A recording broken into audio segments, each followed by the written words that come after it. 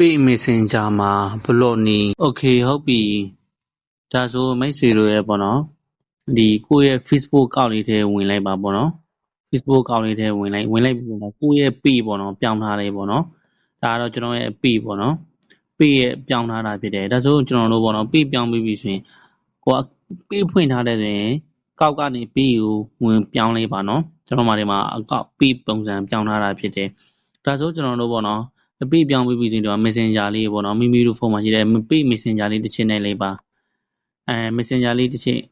ဝင်နေလိုက်ပေါ့နော်ဟုတ်ပြီဒါ Messenger ရောက်သွားပြီဆိုရင်ကိုကပေါ့နော်ဒါကျွန်တော်ကဒါမေးထားတဲ့သူတွေအကုန်လုံးလာပြန်ဖြေပြီးထားတာဖြစ်တယ်ကိုက block ချင်နေဆိုရင်ပေါ့နော်ဒီတရားကိုတစ်ချက်နဲ့လိုက်ပါနိုင်ပြီးပြီဆိုရင်ပေါ့နော်ဒီမှာဆက်လေး34တစ်ချက်နဲ့လိုက်ပါဒီပေါ်မှာပေါ့နော်ဆက်လေး34နိုင်ပြီးဒီမှာပေါ့နော် block ဆိုတဲ့ဟာပေါ့နော် shine bb ဆိုတဲ့ဟာလေးတွေ့တယ်ဟုတ်ဒါလေးတစ်ချက်နိုင်ပြီးဒီမှာ block လေးတစ်ချက်နိုင်လိုက်ဒါဆိုသူ့ block လိုက်ပါပြီကိုစကားမပြောချင်တော့ပေါ့နော်အဲ့လိုမျိုးလုပ်လို့ရတာဖြစ်ပါတယ်ပေါ့နော်ဘယ်သူမှဆိုရဲပေါ့နော်ကိုကမပြောချင်ဘူးဆိုရင်လည်းပေါ့နော်ဒီမှာဆက်လေး34တစ်ချက်နဲ့လိုက်ပါနိုင်ပြီးချင်းဒီမှာတာ block ဆိုတဲ့ဟာလေးတွေ့တယ်ဟုတ်ဒီဂျာတန်လေးဒါလေးတစ်ချက်နဲ့လိုက်ပြီးတော့ block တစ်ချက်နဲ့သူနဲ့ကိုလည်း block လိုက်ပြီမင်္ဂလာပါညီမဆင်ပြေကြပါစေ